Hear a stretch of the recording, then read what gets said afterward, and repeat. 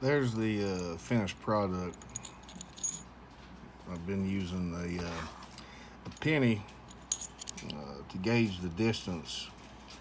Kind of hard to see, but let's see if I can set this light up here maybe. Um, yeah, just right at the penny thickness or a little bit less. It doesn't need much at all to catch that nipple right in the middle. So actually, the shorter it is, the better. Even if you grind it flush with the white, it's still going to make contact and still be isolated from the rest. And you'll know when you got it short enough because it won't thread until it gets short enough. You got to kind of hold it steady when you start threading it. And yeah, there we go.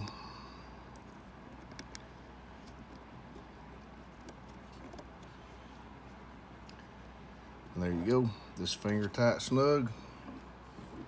And then I'll slide that up there and tie that down real good. But anyway, well, that's it. That should work.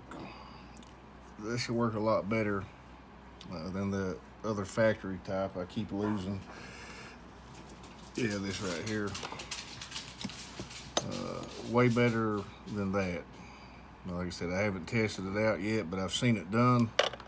So we're going to go with it. I did all four of mine, the two on my driver and the two on my big amp, which both of them together only do 12 watts total. So, we wouldn't run more than 12 watts on sideband.